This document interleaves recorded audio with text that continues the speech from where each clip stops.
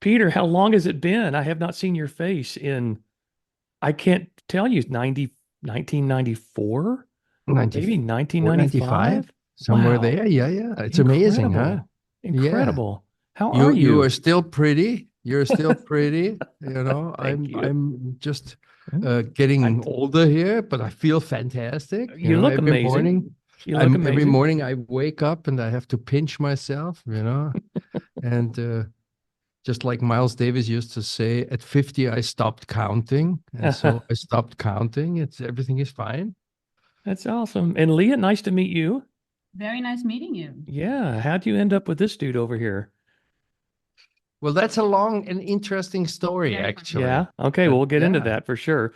I'm yeah. just like, I'm just like, Leah, you could have done better. I mean, No, we're supposed to. Thank you. Yes, I Peter, agree with Peter, you. Peter is the best. I mean, yeah, we should get into it soon. Oh, Yeah. well, so, if I had to describe the music of the late 80s and early 90s, I wouldn't be able to tell the story of pop music without Peter Wolf. I mean, your fingerprints are all over some of the biggest songs that still just, I mean, you hear them everywhere. You hear them on the radio, you hear them in grocery stores, you hear them on airplanes, Yes, you hear them yes, yes. walking through the mall. I mean, from Starship and I was just singing Sarah, Sarah, Yeah.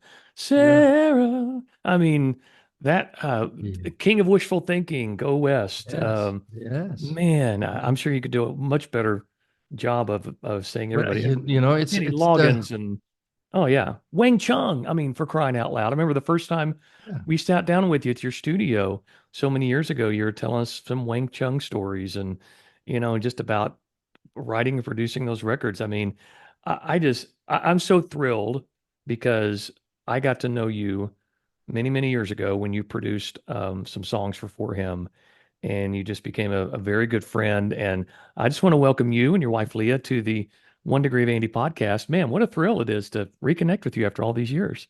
Well, it's wonderful to be here. Thank you so Thanks much. for having me. And we had a great ride We for him. did. Hey, but up We bump. had a That's right. yeah, yeah, exactly. Yeah. Fantastic. Please. I'm Yeah, very proud of that. you produced on For Him's Ride of Life. And Yes, then yeah. again on the message, we came out to the Right. first time we were out at your studio in Simi Valley, right? Simi? I think it Was was it out Simi? there. Yeah. Yeah. Yeah. I Yeah. remember I remember a kumquat tree right outside the studio. There was a kumquat Exactly. A tree little and a kumquat bench tree. that had a Yeah, yeah. really beautiful view. And we would take breaks from the studio and just go out there and pull kumquats off the tree and eat them. And I remember eating sushi for the first time. That's the first time I ever had sushi. You took us out to a Wow. great sushi restaurant there. And then, yeah, we can get into all that. But, why don't you can you just go through your career just a little bit? Like, I want to know your story. I want to know kind of how you got into becoming one of the biggest pop producers of all time. And I know there's much more to your story than just that, but I would really like to start there because I think that's where our audience is going to recognize your music. Well, it started. We are both Leah and me. We are Austrians, so we were both born in Vienna. And the funny thing is that we've found out later then that we were born in the same hospital No in Vienna. way. In the Yeah, yeah. same room. Wow. In the same room because that hospital is probably a small one and they only have one birthing room. So a few years apart. Obviously, she is much older than me. I checked Uh, it out and then you came. Okay, it's good to go. No, but I mean, it's a funny little do that, that you find out Hmm. about your better half that you were both born in the same room, which is really, really amazing. But we met in the States. So we didn't even meet in Yes. Austria. We met in Los Wow. Angeles. Yeah. Wow. So obviously, I'm older, and I left Austria in 1975. I won the European Jazz Festival when I was 16. Uh, that Wow. was 1968, and then I worked. I finished my high school thing. I finished my studies. I studied classical piano from 6 to 16. Then after that, my father threw me out of the house because I basically immediately told him that I would never be interested in setting foot in his factories. He was into electrical plugs and sockets, and I was not interested in that at all. I was into music only. Yeah. So then he threw me out of the house, which was the best thing that he ever did for me, because all of a sudden I had to stand on my own and be really good. And so I made a living, from my 16th year on, playing music. And then I immediately joined, the luckily the biggest Austrian band at the time, where we had our own radio show once a week, Wow. had our own television show once a month. And those were the days, 1968, everything was played live in one And you're spot. predominantly a keyboard player, right? I'm a piano player. Yeah. Yeah. Yeah. Always was, always will be. Yes, I played guitar. Yes, I played bass, drums, flute, trumpet, but nothing, it was always a sideshow to my actual piano playing. And so 1975, after I had I was always a real jazz guy. So I came to America under the premise to become a serious jazz player, and came over here. I first was in New York and Atlanta, Georgia. Took a gig that brought me over to Birmingham, Alabama. In Birmingham, they offered me the job to teach the big band. Wow. Uh, When Austrian in Alabama, yeah, that's like a little bit of oil and water, isn't it? and it was really a fun thing. And I played every night. I played two jazz clubs, one from 10 to 2, and an after-hour club from 2 to 5. Wow. And I I really learned a whole lot about playing in these clubs for that 1 year, 2 semesters I was here. And then I made it out to Los Angeles. That was beginning of 76.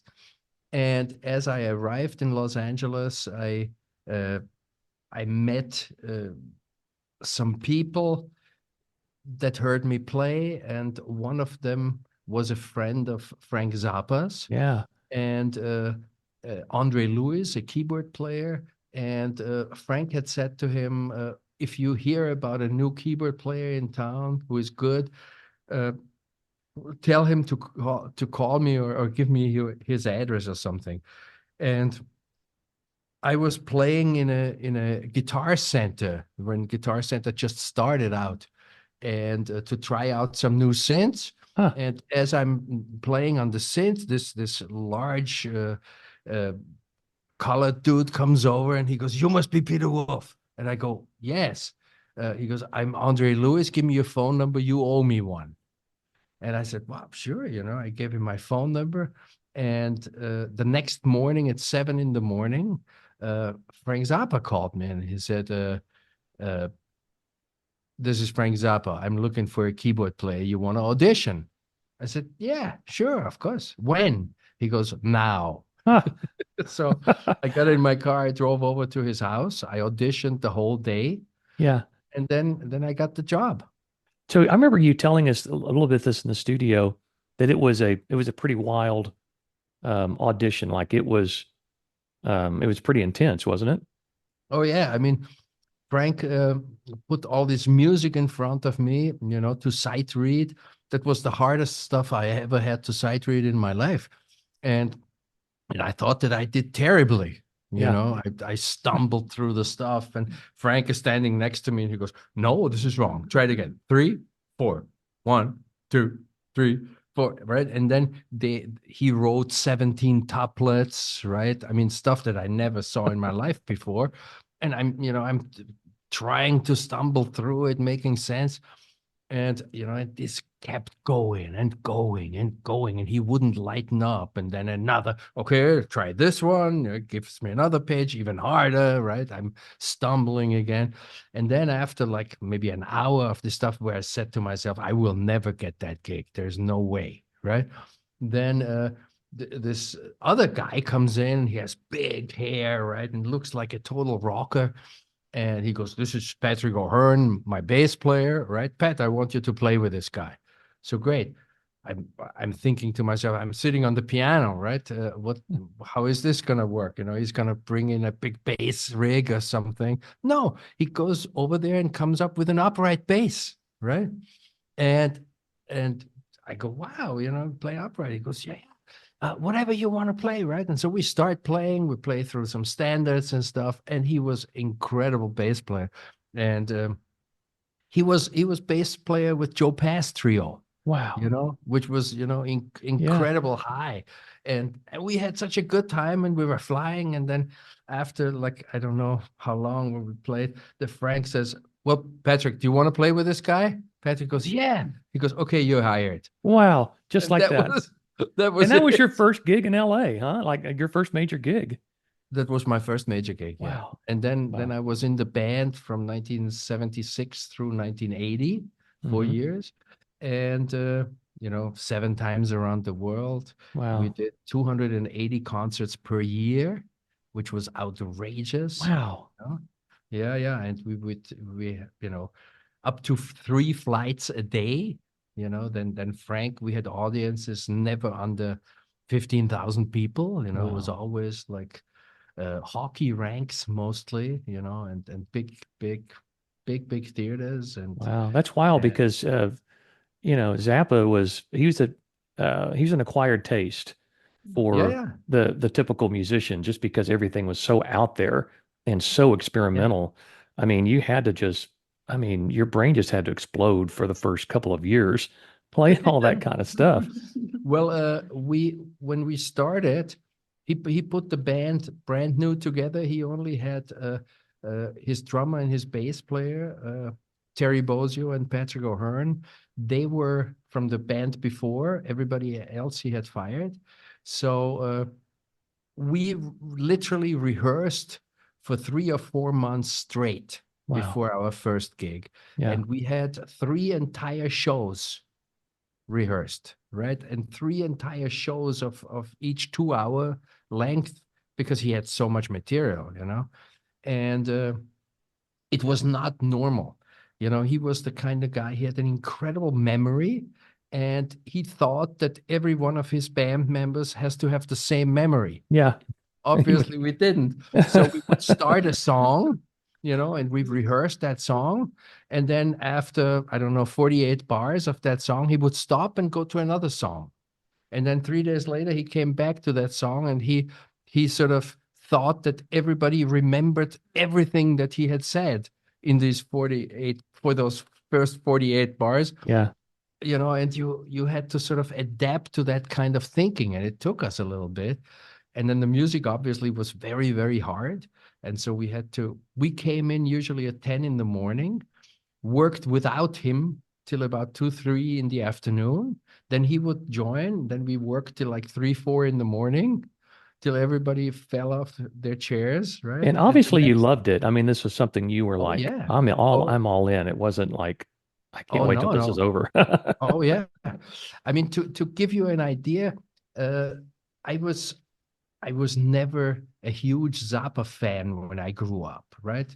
I was a jazz fan, right? Yeah. So my whole thing was Miles Davis, Weather Report, Mahavishnu, John McLaughlin, all these guys, and R&B, obviously, Mhm. Hendrix and Cream and these Hmm. guys. And then I came to Atlanta, Georgia. I remember. I mean, I heard Frank's stuff on the side here and there, but I remember that in 1972, I first came to America. I came to Atlanta, Georgia, and I saw a double bill, Mahavishnu, John McLaughlin, and Frank Zappa. Double bill, headlining bill, huge auditorium. And John McLaughlin played first, and it was just an incredible concert. And I'm sitting there, I'm going, I literally saw the universe, Yeah. in front of me. It was Yeah. unbelievable. It was Yeah. fabulous. It was the original Mahavishnu Orchestra, fantastic. Then this thing is over, and I said to myself, well, what can Frank Zappa possibly do now after this? This was so unbelievable.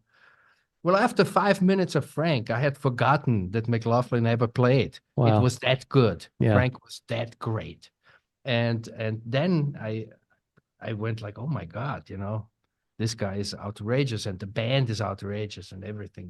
It was an incredible time for me to be involved in that band. And I learned so much, he was the most incredible band leader that I ever worked with, incredibly smart, seeing the whole picture always, having a total straight ahead idea where he wanted to be and what he wanted to become and Yeah.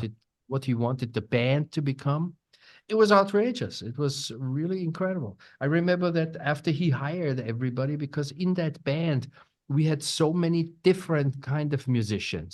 There was this jazz rhythm section with Terry, Pat, and me. We were called Peter, Pat, and Terry, Yeah. like Love it. Peter, Paul, and Mary. We Yeah. were Peter, Peter, Pat, Pat, and and Terry. Terry. Incredible. And then there was a guitar player, Adrian Belew, Oh, who yeah. was an great singer, very strange guitar player who Went on could to be a not. great producer. Yeah, Yeah. absolutely. And he's a fabulous musician, but he was so different Yeah. than we three. Then there was this percussionist, Ed Mann, who was like an incredible. He studied Indian ragas, right, with Ali Ali Raga, right? Ali Raga, incredible tabla and mridangam player. He could sight read anything you put in front of him.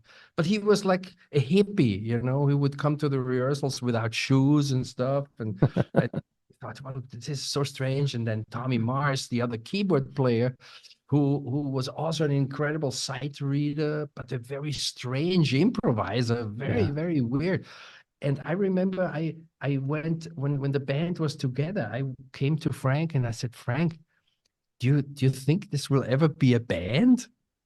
Right? Because you as you know, when we're talking about a band, you're thinking of a couple of guys coming together with the same ideas and coming from the same angle and stuff. And I said to Frank, do you think this will ever be a band? And he turned around to me and said, Peter, this will be the best band I ever had. Wow. And I thought, oh my God, now this guy sees something Yeah. that I certainly don't see. He knows something I certainly don't know. And he was right. It really became a unit. Yeah. And the thing came together. We loved each other and we trusted each other, and it worked. And Wow. people loved it, That's and so cool. Yeah. but it was a very interesting angle sort of to see it from. And I learned, I still to this day, I love Frank. I admire him. He was an incredible man. He left this earth way too prematurely, and it was just a fabulous learning time for me. Yeah. You know. Well, Leah, you're such a good sport. You're over there just smiling and hearing these stories. I I'm love sure the again for the stories. I know them, but 1000th I'm still. time, right? What was your life like? What was your life like during this time when he was out with friends? I know you hadn't met yet, but what were you doing at Well, in this era? I should maybe I was, I should uh, break into this, because being a musician, right? Yeah. I always admired good-looking women. Just admired them from afar, right? And And the Austria good-looking is a, women always head towards the musicians, and I don't know why. yes, I know why, but I won't tell. Yeah. and the good and the musicians are always gravitating towards good-looking women. So Austria is a very small country, right? We have 8 Yeah. million people, and we had one supermodel, and that was her. Right. And I Wow. would admire seeing her on covers and on the, press releases and stuff. And I would go, oh my God, she's Austrian, so beautiful and amazing. And that's what she was doing. She lived in Milan and in Rome, and was Austria's export into the model world on the highest level. So Wow. you Yeah. go. And then I came to Los Angeles. So in Austria, we have like this really nice custom on our kind of like Independence Day. That's the 26th of October. We always have that get together at the embassy in Los Angeles, right? Yeah. So I go there, and there are all these other expats. And I always say Austrians are amazing when you take them out of their natural habitat. So they achieve great things as soon as you export them as Yeah. far as possible. And then they are amazing because it kind of like brings out the best in Austrians, right? So I guess so. so we are at the embassy, and they had like this nice kind of like it's an open buffet or something, right? Yeah. Stand around, we chat with all these people, and all of a sudden I see Peter. So I'm a huge fan of music, of Peter's work, but I think I'm most likely the biggest Zappa fan of my generation. Can you imagine? I love the music And for whatever reason. I mean, Yeah. Yeah. I was literally in school and we were like practicing for tests, and Joe's Garage played in the background, or even older stuff. yeah, Stuff that I know better than you, I guess, because Yeah. I've listened to it over and over and over again. This is how I learned English. This is how I got an idea of the layout of LA. When Oh, he that's goes cool. Yeah. El Segundo and all these like not so Uh-huh. fancy places, that not like Beverly Hills, but places you really wouldn't know, right? And I was like, oh, this is cool. The first time I was in LA, I said, we have to go to the Ralphs on Sunset. We have to check out Hermosa Beach. We have to check out all these Inland Empire. So, and this is what happens. Yeah, well, Then and at then the embassy, and then you I first see moved her. though, Yeah, of course. Then I see her right on the other side of the, and there's all these Austrians and Arnold Schwarzenegger and all these Austrian guys, right? And I see her and I said, "Oh my God, I need to talk to this woman. I've been a fan for so long." And then I walk over, right? And as I'm walking over to her, she turns around and she goes, "Peter, I'm such a fan of yours." I'm going like, "Oh my God," like, somebody is looking out for me. Thank you, Lord.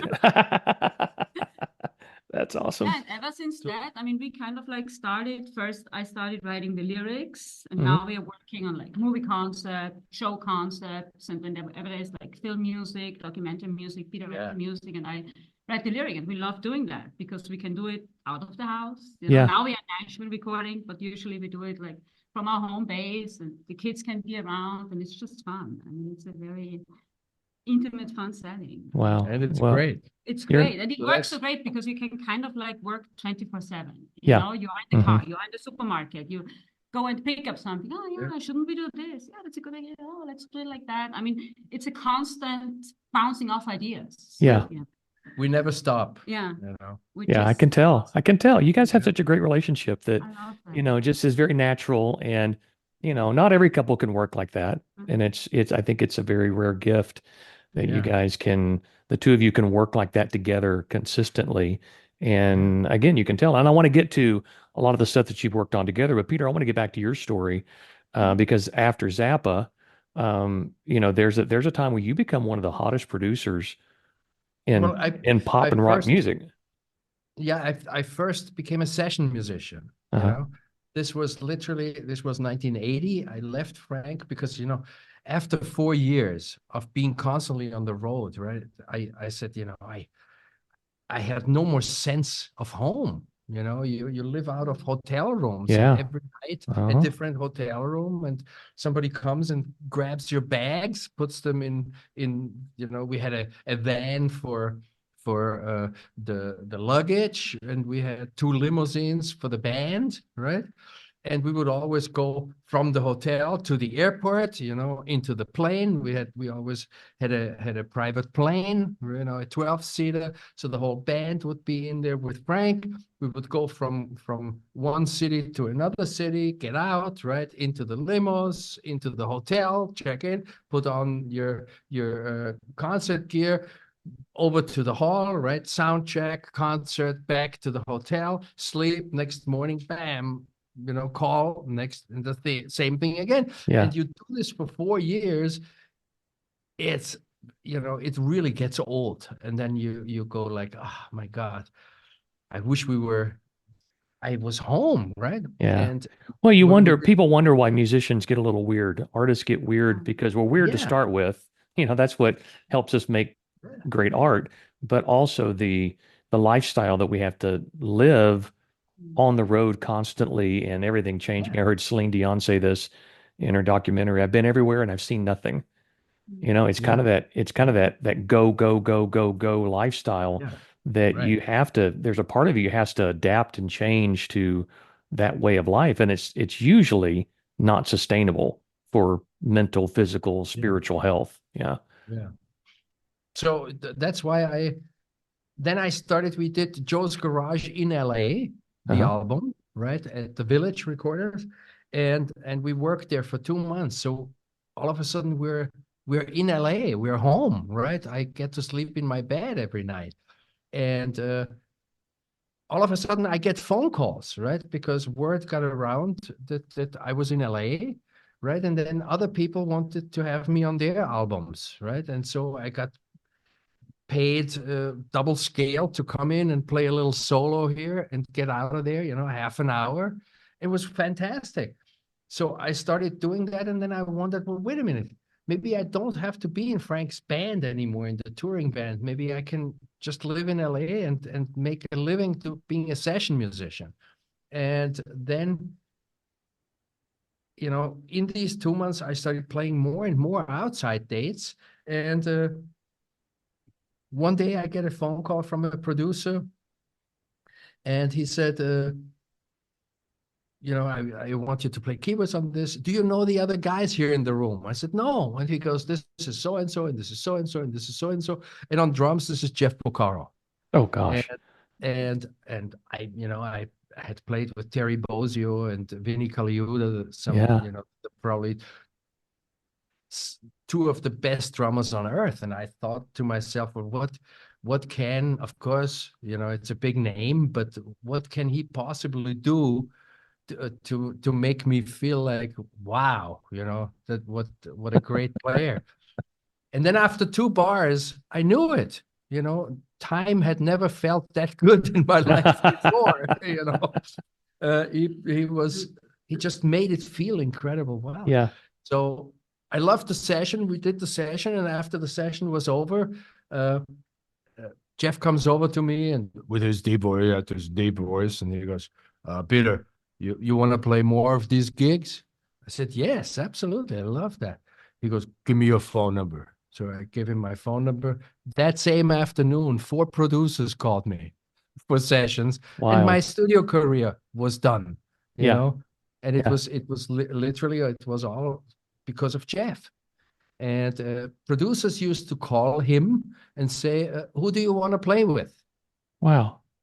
And that was a point in time where David Foster just had turned producer, Mm-hmm. right? So he didn't play sessions anymore. And so that chair was free. And I was in there, being the piano player. And I played hundreds and hundreds of sessions with Jeff and with all kinds of other guys. And after a while, it turned out, because I could read and write, right? I became the arranger, right? The word got around that I could make things happen in the studio. Yeah. I would say, guys, yeah, this is the music, but how about if you would try this and you would try that, and then when we get to this section, we'll change and go into this kind of feel. And so by doing that, then the producers really start liking you, and you become their right hand as an Yeah. arranger. And so I did that. And then one day a producer calls me and he goes, oh, Peter, from April on, you have to do the Commodores with me. And I said, well, I'm sorry, Dennis, but I can't do that because I'm already committed to do this other project. And he goes, well, if you quit the other project and you come with me, I make you my co-producer with a point, And I thought, oh, okay, well, maybe That's where that's the money is. interesting. Yeah. That's where the Yeah, real and, money is and there. so I Yeah. did that, and that turned into Night Shift, and that was Wow. a big number one all around the planet, Yeah. starting in England and then everywhere else. Yeah. And all of a That was kind sudden, of their big last hit, wasn't it? Last big hit. yeah, It's the yeah, Commodores. Yeah. yeah. And Mm-hmm. this was without Lionel Richie, because Right. Lionel was not in the band anymore. He had Mm-hmm. gone solo, and he was very successful, and so the Commodores were without Lionel, Yeah. and then that's what we did then, and it was fabulous. And because of that, all of a sudden, Peter Wolf was a producer. I never, and then you get into the situation that David Foster said so beautifully. There are 4 stages of a producer's career, right? The first stage is, who is Peter Wolf? The second stage is, get me Peter Wolf. The third stage is, get me a young Peter Wolf. At the fourth stage is, who is Peter Wolf? I'm now in the fourth stage of my career. That's why I'm now producing television and film and scoring, you know. Well, so It's the amazing thing about yeah, Peter, he always reinvents himself. And this is so American to me too. You always go and then let's do this, let's do that. It's always going with the flow. You know, yeah, whatever comes along, if it's something worth pursuing, he just does it. And I think that's something everybody should kind of like. Yeah, but you're doing the same thing. Yeah, but I learned a lot from you in that regards, because it's like so nonchalantly, and then things just happen. You know, for instance, now we're in Nashville, so we were like, okay, with the interview, well, let's go back to our place or whatnot. So then we said, oh no, let's ask you, and we have like the nicest podcast room they have at the record company. You know, so I mean, yeah, because you know, I've always been a jazz musician, and I like to live my life like a jazz musician. It's like a boxing, you know. You box, you don't know where that punch is gonna come from, so you gotta adjust and get ready, and you know, be ready for anything. Yeah, and you know, swim with the waves. That's right. Well, you know that Starship record. I keep going back to that. That was an important record for me as a young musician. Hearing that, and I was just a huge fan of Mickey Thomas. He's one of my favorite vocalists of all time. You are a high tenor, so is Mickey. So so I could hear myself in what he was doing, and that's what we do as musicians, right? We draft off of other people that we go, oh, I could probably do that, and I'll try that, and then out comes your own voice, but it's tainted by who you've heard, and same thing with Kenny Loggins, that you got to work with Kenny Loggins, and he's a big hero of mine that that has been really cool to work with people that have worked with him. That Starship record, though, I feel like that was maybe the biggest blow up record that you had early in your producing career. Like, it was massive. Yeah, it was massive. It was huge. It was so strange,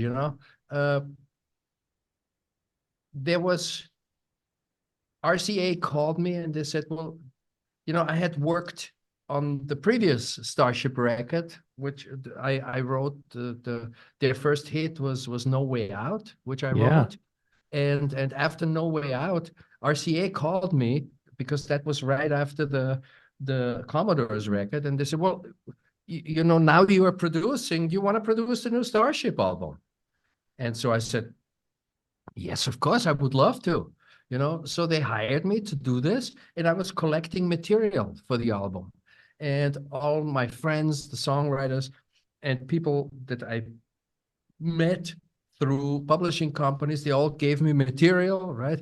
And I was always driving from LA up to San Francisco because the Starship was all in the Bay Area. Yeah, the Bay Area, yeah. Right. So we had the studio up there. Everybody lived up there, and then the record plant studios came with a little house, right? Which the producer always got to use. So I had a place to live up there, basically.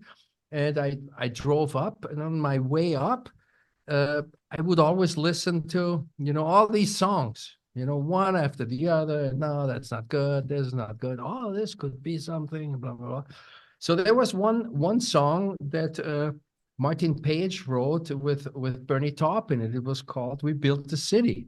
Wow! And I'm listening to the song. I didn't realize Bernie was a co-writer on that. Yeah, Bernie. Wow. Bernie was a co-writer. How about that? And it basically just had a verse and then this B section, and that was it. It didn't have a chorus, right? But the idea that the Starship, which was Jefferson Airplane, which was Jefferson Starship at that point, and then later turned into Starship, that they would say, we built this city on rock and roll, was an incredible true statement. Who could say this better than Jefferson Airplane, Jefferson Starship? Because in the 60s, they really, literally, they were the first rock band in the San Francisco, in the Bay Area. Yeah. Right? That's right. So to say we built this city on rock and roll, which I thought was fabulous. So I loved that idea. And then I called Martin and Bernie, and I said, listen, guys, I love your idea, but it doesn't have a chorus. Can I write a chorus? And Bernie said, yeah, do whatever you want to do, as long as you don't change the lyric. I said, great, not a problem. You Yeah. got it. And then I wrote the chorus, and that was it right away. Wild.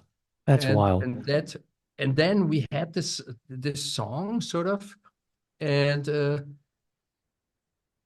we worked a few weeks. We everything was sort of planned out and basically recorded, but not completely, and the vocals were not totally done. But all of a sudden, the head of RCA Records comes up. The head of A&R comes up to hear what we were doing, because it was always big budget and everything. So he comes in, and I'll play him the stuff, and then I play him.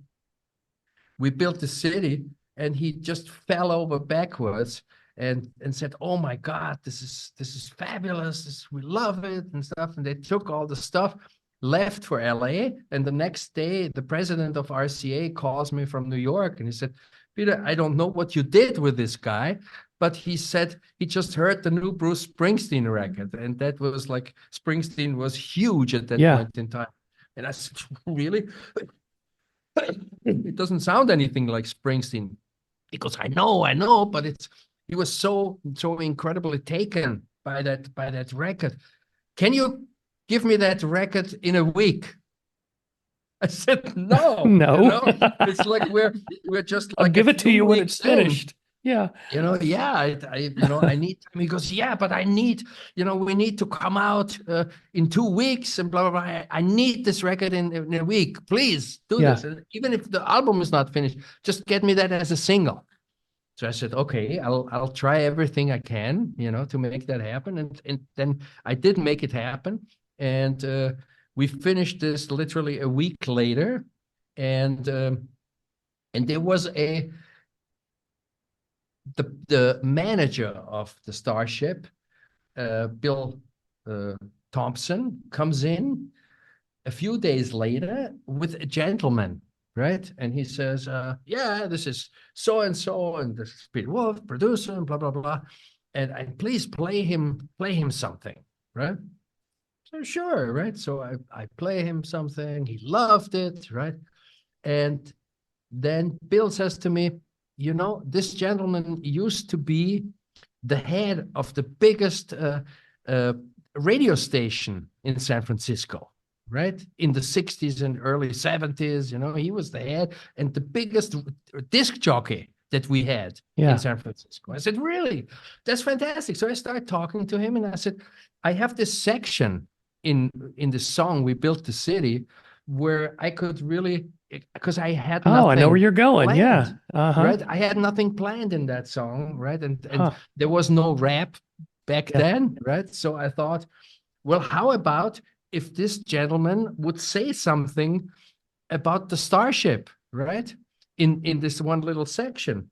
Because he's like this, he has this incredible voice, that big radio voice. I always wondered about that, who that was in that section. That's crazy. So I asked him, I said, would you say something? Because in the B section, the lyric was, "Marconi plays the number," right? Mm-hmm. Marconi, listen to the radio, right? And because of that, I thought it was a cool idea to have a disc jockey say something, right? So he said, "Yeah, I would love to. I would be honored to do that." And he comes out and does something, and it was really cool, and we loved it. Well, what I didn't know at the time, this was 1985, right? What I didn't know was this gentleman just had become president of MTV. Oh, wow. Exactly. So yeah, and that was a huge MTV. I mean, that was at the height of MTV. And well, that was this was after 1 year of MTV, where MTV was exploding, right? And now all of a sudden, the president of the company was on that record, right? We had, I mean, that video, when you watch the video of We Built the City, was the cheapest piece of garbage that you can possibly. But it's so epic. But I mean, it was it was such a piece of crap, actually, Yeah. in all fairness, in the video thing. It Yeah.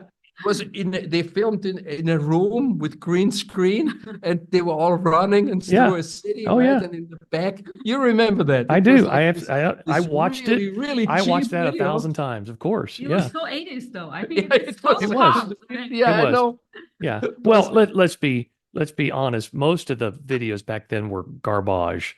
Yeah. Yeah, it They was were thrown together so absolutely. fast, Yeah, but it's part of that era. I mean, that's what, you go back and watch it and go, "Oh, this is terrible." Back in the day, we're like, "This is so cool," because there was nothing else like it. exactly. Yeah. Mm. Yeah. Wow. So anyway, but because of the fact that the president of the record company could say, this is me on Yeah. that record, right?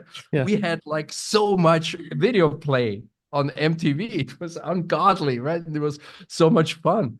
Yeah. So that's what happened. The next thing you know Wow. is it was zooming up the charts, Hmm. and 3 weeks in, it was number one.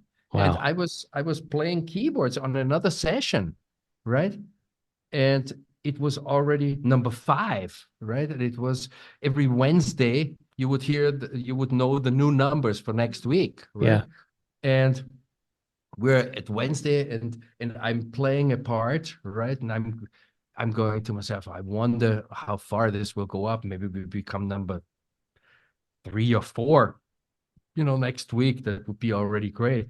And so all of a sudden I hear screams in the control room, and we stop and say, what's wrong? And they go, Peter, you won't believe your song is number one next week.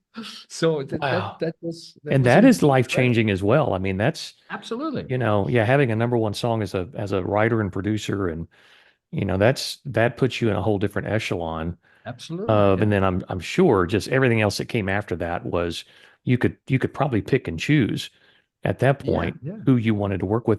Can I get a little bit of a story of Wang Chung? Just Yeah. because Yeah. that again, you know, everybody Wang Chung Well, tonight is imprinted on everybody's soul that is, Yeah. over the age of 30. And you know, that's and well, again, just go back to some of the iconic things that you were a part of. yeah, it's like Wang Chung was. This also very funny because those two guys, Jack Hughes and Nick Feldman, they are Wang Chung. These two guys, Uh-huh. right? It was a duo, and Jack, who was really the driving force of Wang Chung. He was an incredibly talented guy, great singer, but he studied classical music, right? He studied composition, Yeah. you know. So he was a very prolific. He was the only guy who ever gave me, instead of coming into the studio playing me a song on tape, he gave me sheet music and said, this is a new song that I've written. Give me this, and give me another piece of sheet music. This is another song. Yeah. There were no tapes, which was great. And you know, the reason I got that gig was so funny. I said, why did you hire me, right? And they said, well, we talked about, we built a city with Starship, and I said, so, you liked it? And Jack said, no, no, no, I didn't like it at all.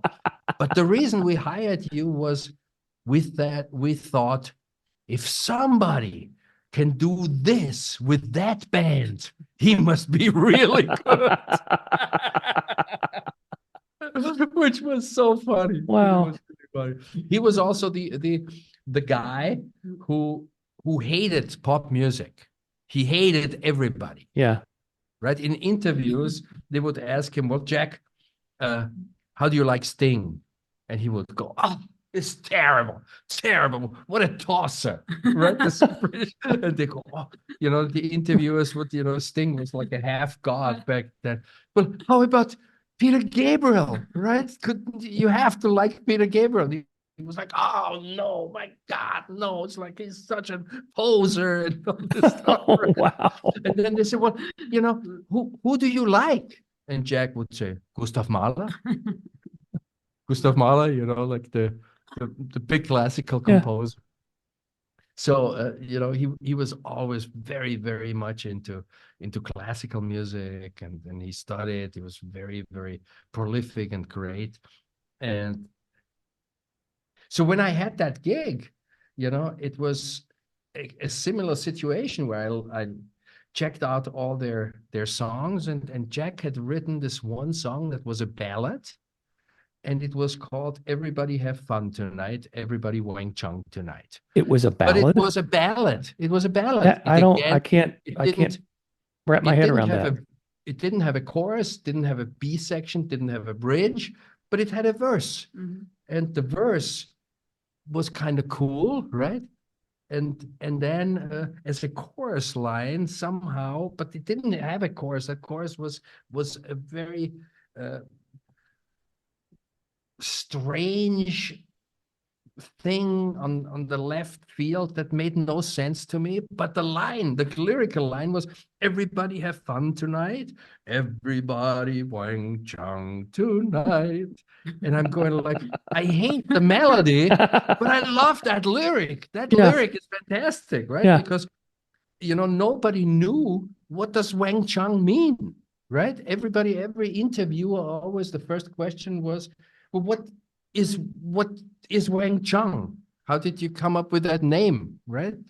And all of a sudden there was a song that pretty much cleared up the confusion. Everybody have fun tonight. Everybody Wang Chung tonight, meaning jump and joy and have a Yeah, good yeah. time and something like that, right? And and I said to the guys, I like that verse, but I love that as a chorus line.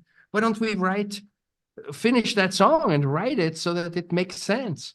And they said, "Oh, you're really okay," Then we started writing, and then after a few days, we had it. Wow. And I got to And say, the that bridge on that is one of my favorite pop bridges of all time. All the end of oblivion, all the and world it is ever changed keys known. to get there. Oh yeah. Every time that comes on, I'm like, that's my favorite part of the song. And I know you wrote that. You wrote that Yeah, part. yeah, I did. Yeah. I did. Yeah, it was Incredible. like it. It was just a thing. It needed to Yeah. break away for a second, Yeah. Yeah. and yeah.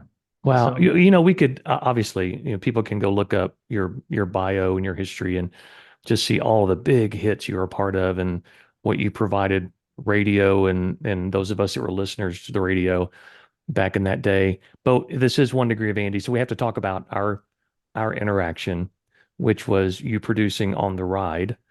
And yeah, I do not I remember we after the success of the basics of life, our Benson, our label had said basically gave us a blank check and said, who do you want? Like who do you want on this album?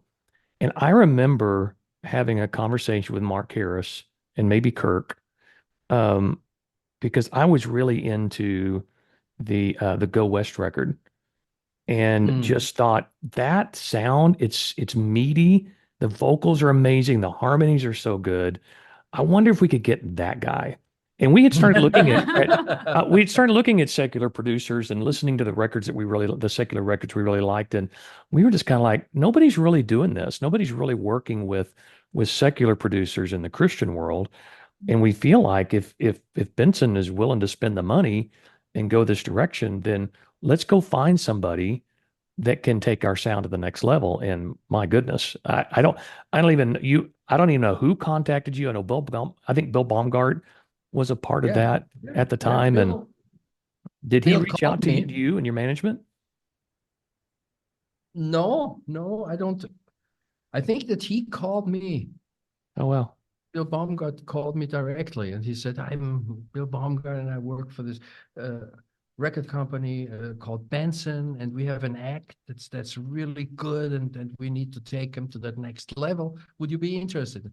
And I said, "Well, send me something so that I can hear what they're sounding like." And then all of a sudden, I hear these four guys singing incredible harmony, incredible leads.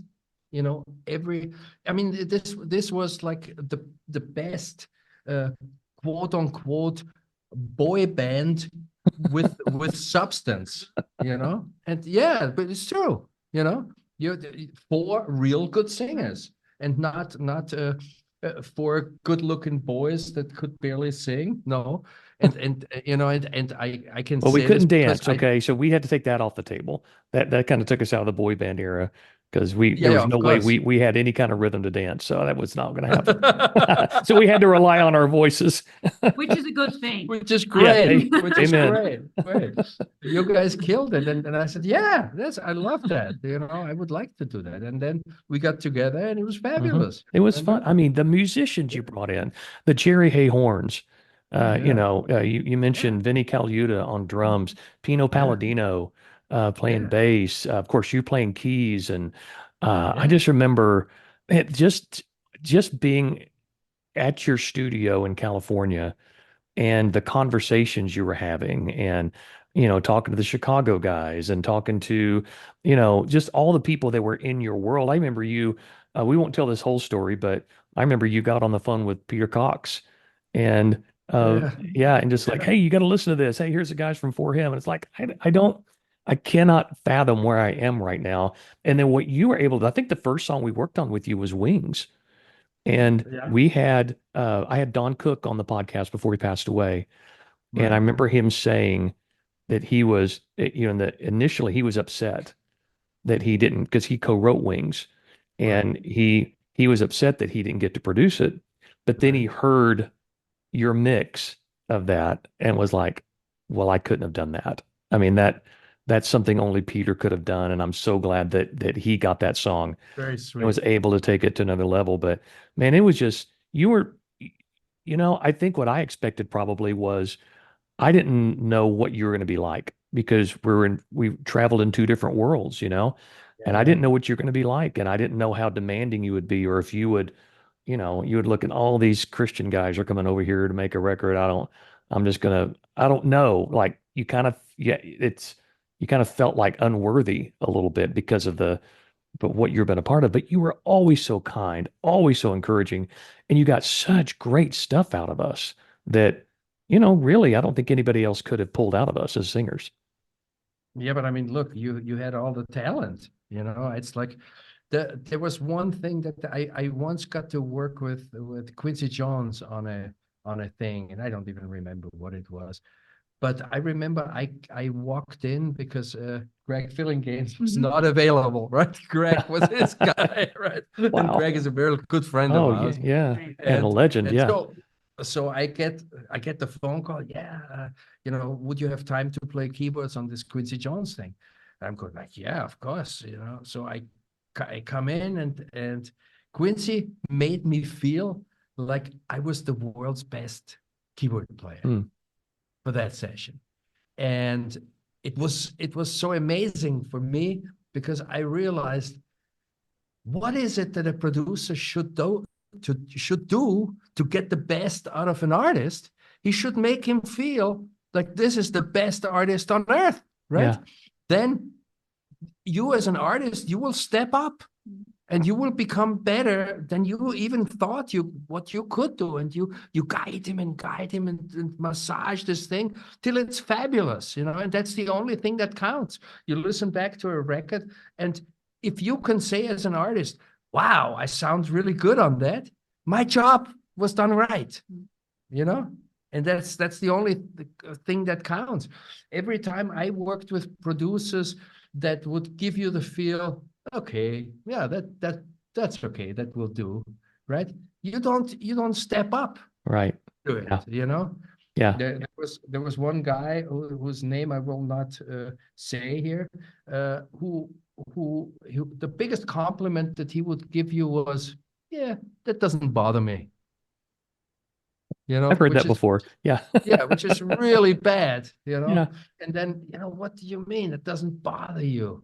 No, you have to be excited Mhm. Yeah. as a producer. You want to get something out of the artist that you even didn't know was there, right? That you can Wow. be proud of and he can be proud of. And then, Yeah. then the whole thing comes to life in a way.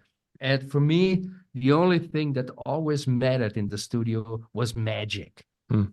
You wanted to create magic, I can between remember, you. I have some great memories of you being so excited behind the console when you would hear Yeah. something that was amazing and just celebrate back there and yell Yeah. and scream. And that was so refreshing because I hadn't really run across that in Yeah. Christian music at that point, that there was such an energy and an encouragement to go to this next place that for me, it was just a dream as a vocalist. I remember I would go out under that kumquat tree and call my wife, and just tell her about how amazing it was just to be in your studio and to make music with you. So I just wanted to park there for a second because, I just want to say thank you to you.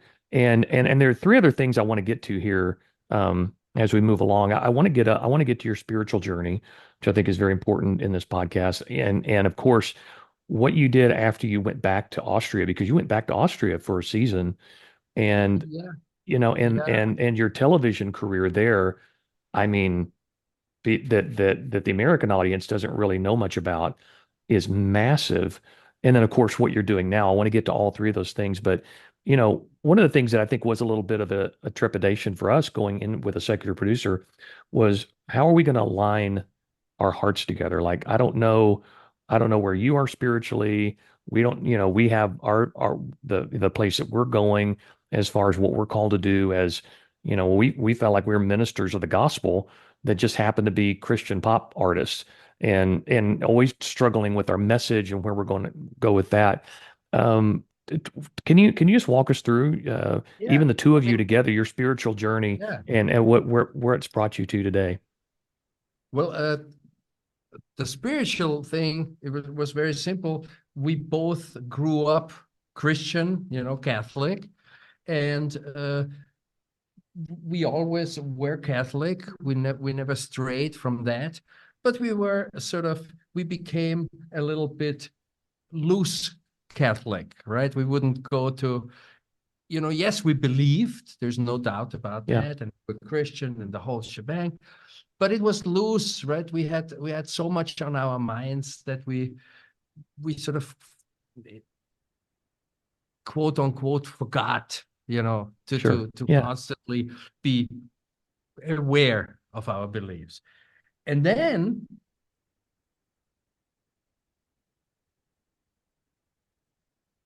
it was even before COVID, Yeah. I think. We once you have kids in a way, right? You see this incredible circle of life, hmm. right? And it Oh brings you yeah, closer in a way to what it's really all about. And then the crowning point was when COVID hit, right?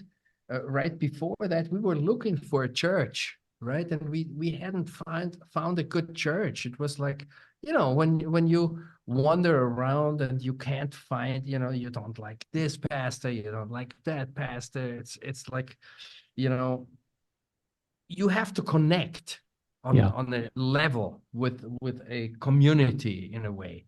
And all of a sudden, when COVID hit, they closed all the churches in California, right? Because yeah. it They was did. not, Yeah, quote unquote, not essential. right. Other They were things probably the were most open. Right? extreme. Yeah, yeah, Yeah, Oh yeah, yeah. very extreme. It was Very extreme. unbelievable.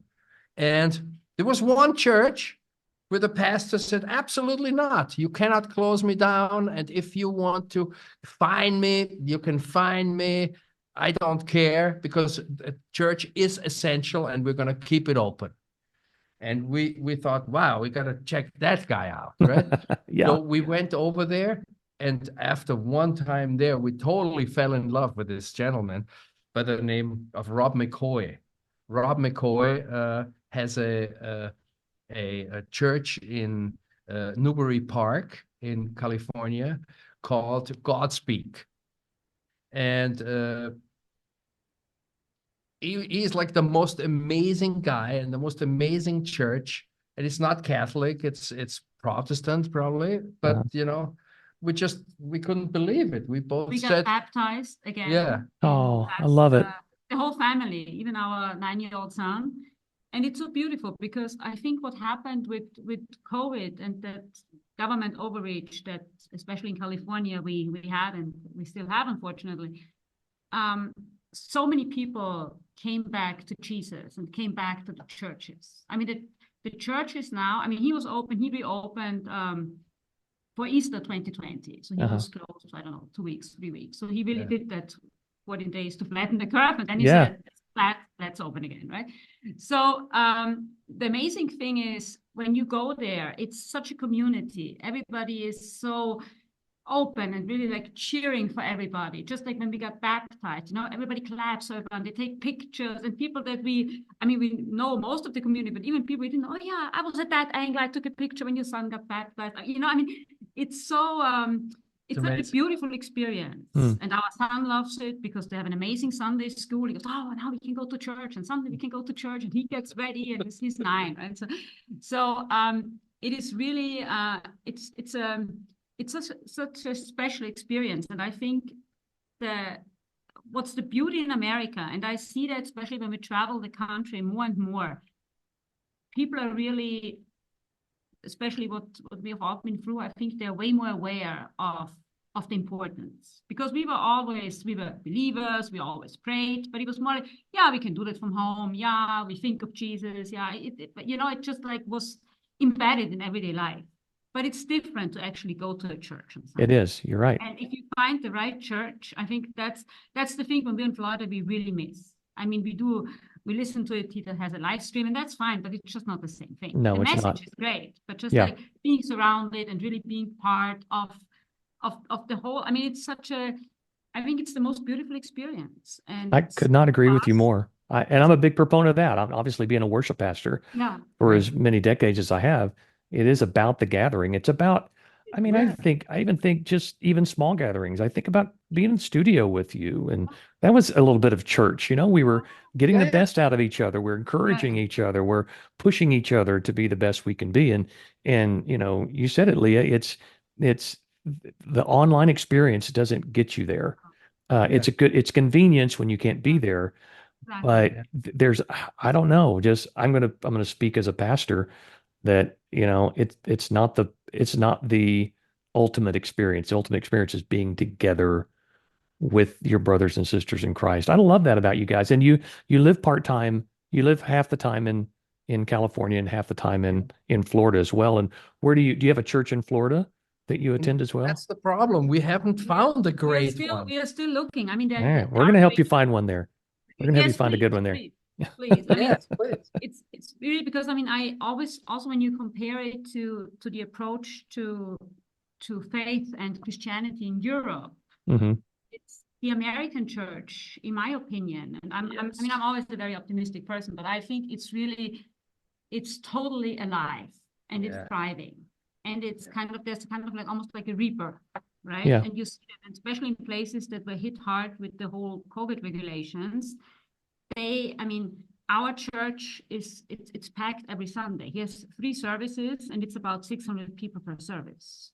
Wow. And then you have the people online. And he even says, and if you don't have a Bible, keep it. Or if you don't have a Bible and you listen in online, write us, we send you a Bible. This is precisely what the church, I think, this is the purpose of the church. Love it. Yeah. To spread the word of Christ, to kind of unite everybody, no matter if you're in another state, another country, right? Yeah.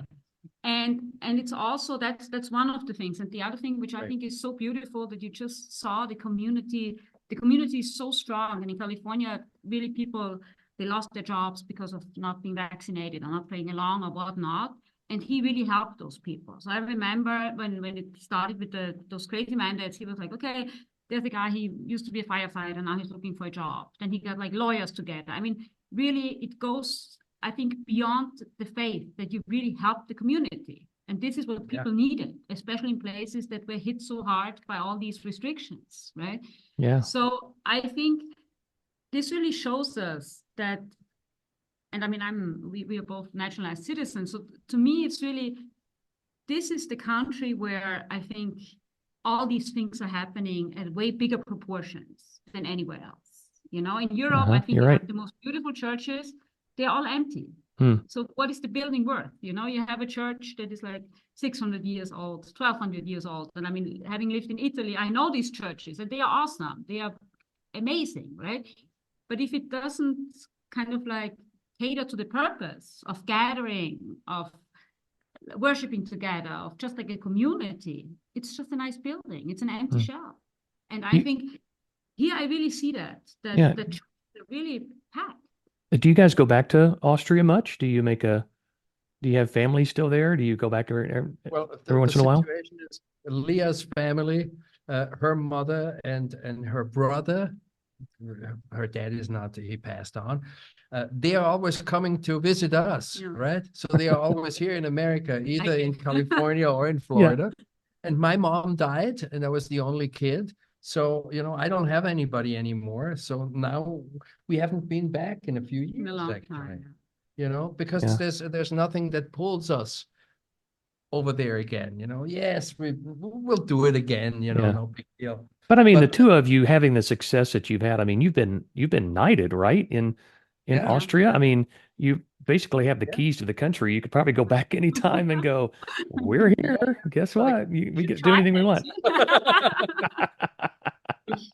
Yes, yes. I mean, it's wonderful, and I love Austria. It hasn't just the pull was not there, Yeah. Sure. Yeah. Yeah.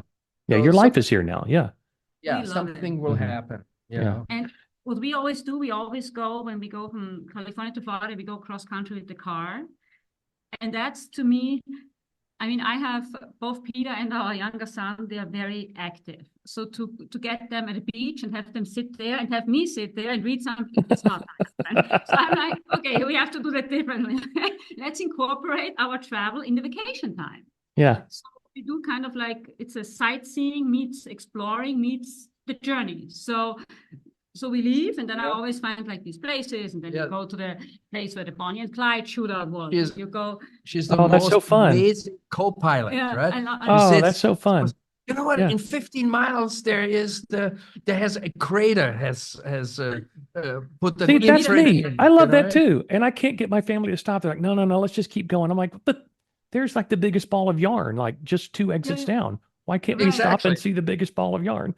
Exactly. And that's the exactly. thing. There are so many curiosities and historic sites in the States, right?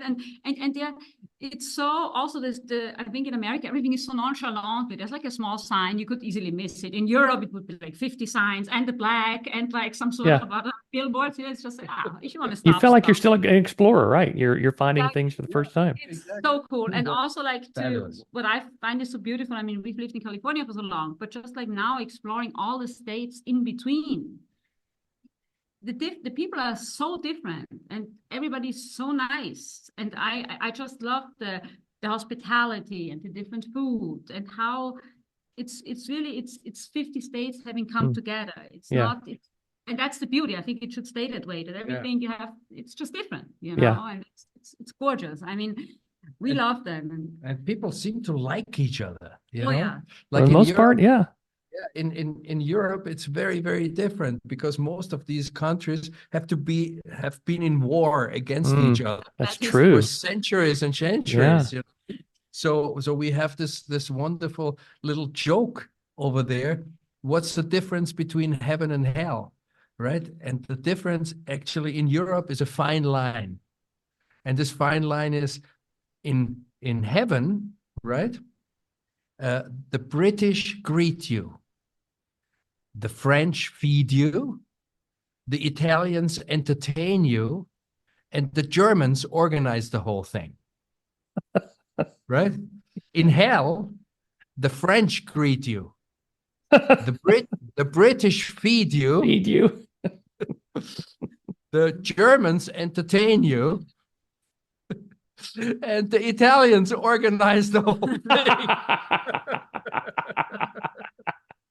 So, that's how different the people are on comparatively small amount of land, right? Because you can drive from Germany to France, from France to Italy, in a day. Yeah. It's like I remember when we came out and worked at your studio out there, you picked us up in Zurich, Switzerland, drove the Autobahn to your house. Yeah. And then you were like, well, we could, if you want Italian food, Italy, the Italian border is like an hour and a half that way. If you want French food, then we could go this direction. And if you want to go down to Croatia, I mean, there's a war going on just like 2 hours south of here. And the only reason why I did this Austrian thing was we had that earthquake. that Yeah. earthquake in 94, which was devastating. And I thought, oh my God, this is unbelievable. And then I went over there, did the studio and did some recordings over there. But then I missed my American roots and all my friends in America. And I felt like a fish out of water. So I said, thank you. And I went back to America and then you forget that there was an earthquake and all the bad stuff. And then 2018, right? We had that big fire, the Woolsey fire. Uh-huh. The Woolsey fire basically burned our house down. Oh, Yeah, and it was not just our house in Malibu, right? yeah. 637 homes burned Mm. in an afternoon. It was just unbelievable. And then when we came back a day later, it looked like Beirut. You have no idea. It was like, I mean, yeah, the power lines were down, all the houses were burned on our street. There were 14 estates and 12 of them were gone, burnt down. And for us, it was, hey, the house is gone. Okay. What are we going to do? Are we going to cry about the damn house? Or are we going to just buckle up and go ahead and do something else? Yeah. So we said, no, we can't. We don't have time for crying. We'll just go. And, we made a line under our life because we lost all our pictures and everything. We had 10 minutes to get out of the house. I can't imagine. 10 minutes, right? You get a phone call from the police department. The fire is getting close. It's mandatory evacuation. You have to be out in 10 minutes. So you grab the kids, you grab the dogs, you grab some, I opened the safe. We took out some insurance papers, the important papers. Half of them we forgot anyway.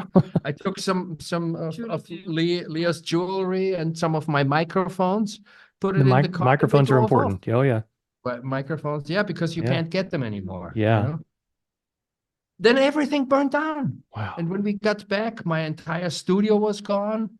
All our heirlooms, all the pictures that we had that we didn't I'm so sorry. on the internet yet was all gone. Luckily, we had good insurance. And then as we're going through the insurance situation and rebuilding the house, then you only had a certain amount of money from the insurance company to rent while your house is getting rebuilt, right? So, and they figure that it takes you 3 years to rebuild, right? And that's normally okay, but not in Malibu.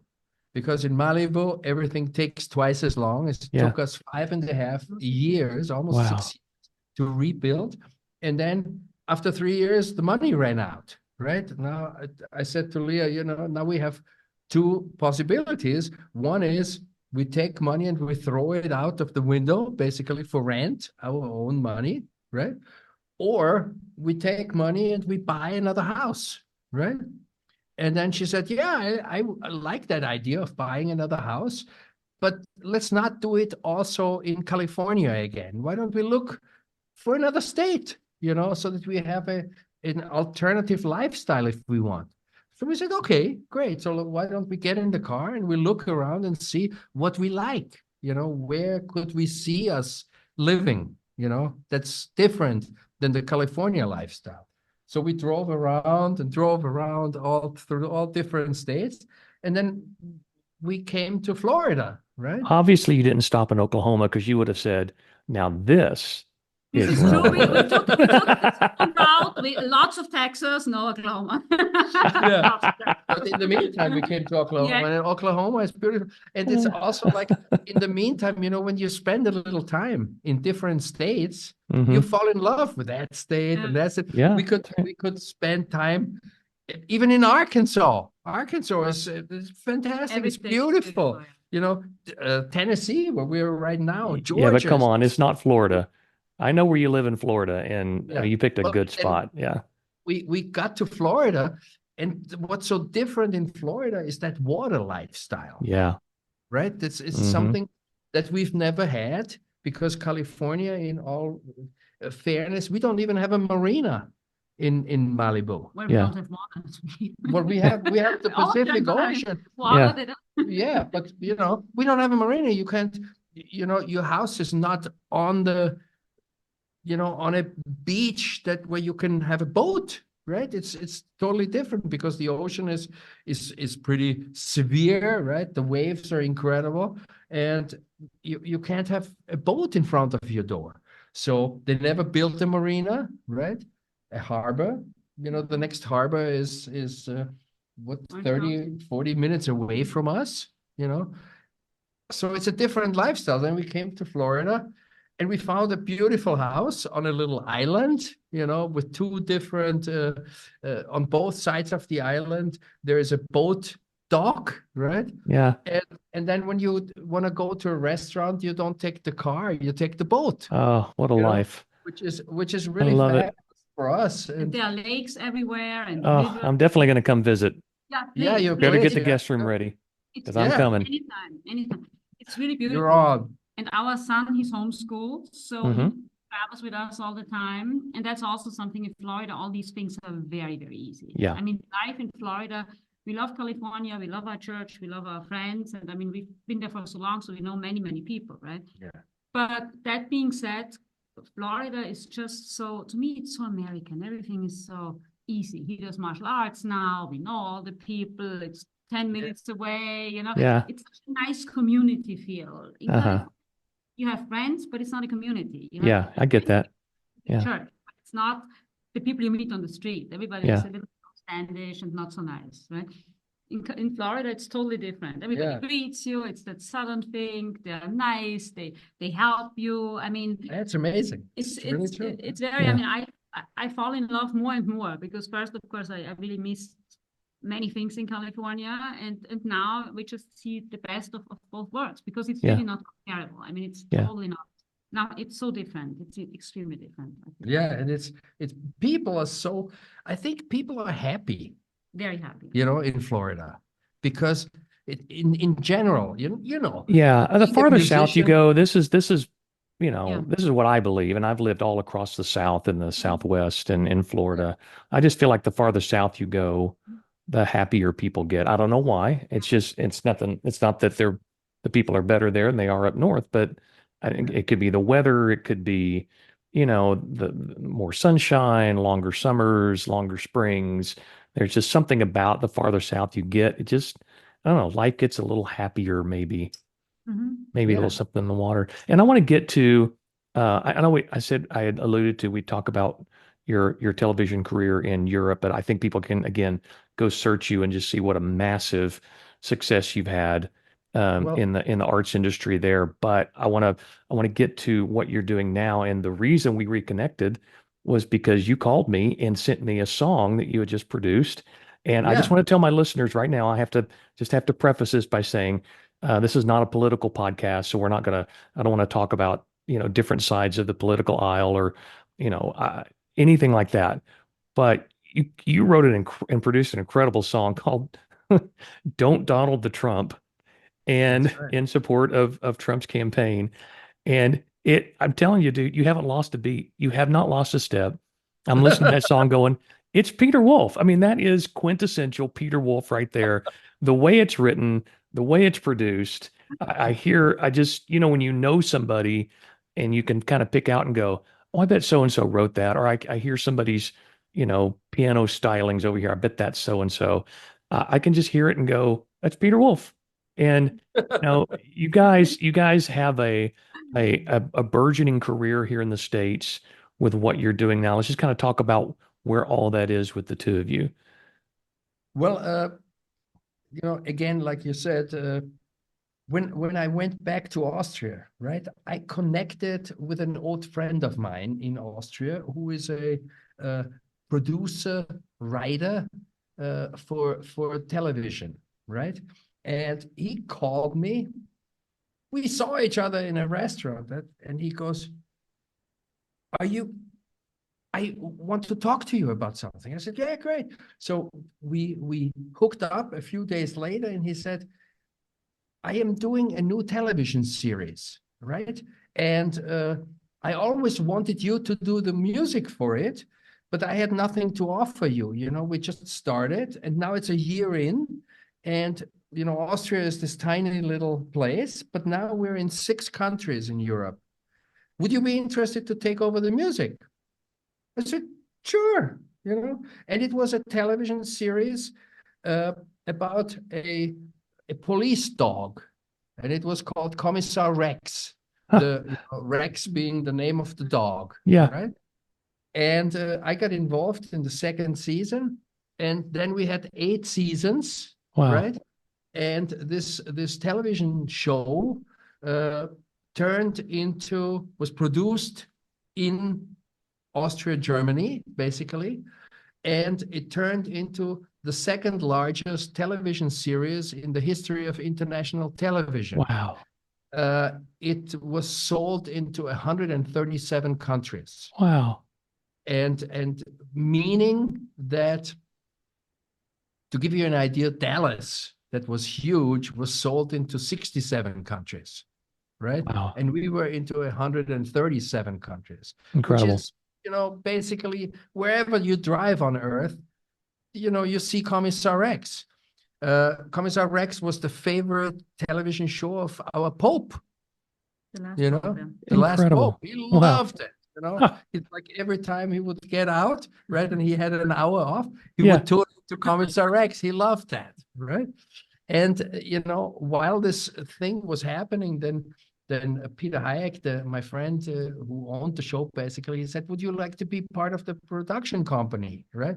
I said, "Yes, of course." So I had to say so in the production. I learned a whole lot, and it was fantastic. And I realized then Leah and me, we got together, and she being a model and coming out of that being an actress, right? We realized that our future was not in just music, but it was a visual and audio sort of combined situation, which is basically film and television, and obviously with good songs, always, but it has to be a conglomerate of all the senses in a way, so that you can really strive for new levels of experiences. And we, in a way, when we got involved with Godspeak, with our church in Newbury Park in Los Angeles, that pastor, Rob McCoy, turned out to be involved. He was Trump's pastor. Oh, wow. Right? In Florida. And he would fly to Florida. We saw him the first time. Yeah, we saw him. We hooked up with him in Florida when we were here the first time. And then we came back, we saw his church, we became, prolific in this whole thing. We loved it so much. The next thing you know is Rob was basically talking about, why is it that only 14% of Christians are voting? Wow, that's In staggering. the elections? 14%. That can't be right. Is that right? It is absolutely Wow. right. Wow. 14%. So, Andy, now my big call to your whole community. Guys, please go out and vote. It is so incredibly important. And this election now, and when being from Europe, being from a socialist state, from Austria, I can tell you that in socialism, nothing works, right? You have free healthcare. That doesn't work, right? You go there, yes, it's for free, but the doctors don't care about you. The nurses don't care about you. I was there once in a hospital, and in a room of 18 people, that I was one of them, 14 died in a month, right? Because people don't care, So this is your free healthcare. Then free university. What does that mean? That means every taxi driver in Vienna, and lots of them have PhDs. Why do they have PhDs? Because they can't find jobs, because the university level is nowhere close to the American university level where you find jobs, you know? So all this stuff, you have to really take it with a grain of salt. And, you know, if our community of Christians all go out and just vote, right? This is now a situation where it has become a fight of good against evil in a situation like that. And it has nothing to do with who you like, you know. If people don't like Trump, fine, I can totally understand. You know, they might not like him as a person, but this is not about the person, you know. This is about the CEO of a country, right? We want to make sure that the American spirit and our freedom is maintained, right? America cannot turn into another Soviet Union where you can't speak. There is a propaganda organization of media that tells you what you have to think. You can't open your mouth and say what you think because then they'll shut you down and they'll censor you and all this good stuff. Guys, we can't have that. You know, this is that wonderful country, America, that has that survival instinct where we all basically came from all kinds of regions. Why? Because we believe in that freedom and we want to survive and we want to build our own little, you know, on a little plot of land where we can live and grow food and be happy and love our neighbors. And this is what it's all about. You know, we can't turn this into another Cuba or Venezuela. Yeah. You know, I just cannot think do. I think it's so refreshing to see the two of you who were born and raised in Europe that can come to the States and find great success and do what you're gifted and called to do and have the impact that you've had and still understand the value of what makes America America. You know, that there's freedom of choice, that there is, you know, you can start from the bottom and go to the top. And, you know, you can with hard work, you can achieve. And so I think it's really cool that the two of you are involved in the political process and are so passionate about where America is heading. And I think that's what, again, the Don't Donald the Trump song, I've sent it to so many friends and it just tickles me because it's so well done. It's just so well done. Yeah. It should just be fun, you know. I Yeah. think We need to as laugh more. We exactly, do. Yeah. that's It what I makes me laugh. think. And I I'm like, think we I should can't remember the unite last time I around really this. laughed. Yeah. About Yeah, this is politics. and that was the funny thing when we wrote it. Yeah, I mean, yeah. I started the lyrics. No, you did music. No, I No, started you the started lyrics. the Okay. lyrics. So we did the lyrics first, and then Peter made this amazing song. It's just like it's, but it's just. I mean, I think I'm always, and this is to me like, um, being in America now. It's just the glass is always. I think it's always half full. You know, it's no matter how bad things look or whatever. It's just what really bothered me as a mom and as a woman the most with the whole with the lockdowns and California in general. Yeah. Lockdowns, no lockdowns. It's that government overreach. I think this is something that I just don't like that. And I think it's very un-American. I don't think it's necessary. I think we are smart enough to decide on our own most of the things. And I mean, laws, fine, that's another story. But that very intrusive overreach, you know. I mean, to me, it's like in California, you can send your son into a school and out comes a girl. I mean, that's educational overreach. You don't want them, you know, just teach them math and maybe teach them reading, writing, and so on. And I think those are things where I see, and I have lots of hope, especially for California, because people there, after all they've been through, they are very aware, even more aware than in other states, what's going on because they're exposed to it. And this is why the churches are thriving. This is why homeschool parks are thriving. You have like way more community. People are growing more stuff. People who never would have grown anything before, right? Because it's kind of like a rebellious last stand over there. And this is the thing, whenever we are there, I love that about it because you see all the high taxes and homeless and crime and all these not so good things. But the people are amazing there. and they are fighting, you wouldn't believe. And when I tell the people, yeah, but California, they're all like so brainwashed. No, no, no, no. That's a certain percentage. But most of the people are really, they're doing their own thing. You know, it comes back to the communities. And again, I think that's the American thing to do. We don't need the big government, no matter who's in charge. I don't even care about that. I think we just should, let's do our own thing. Okay. I agree with that. I think that, yeah, I And was the just going to say, government, yeah, go ahead. sorry, and we can never forget the government should work for us, On top of not we for the government.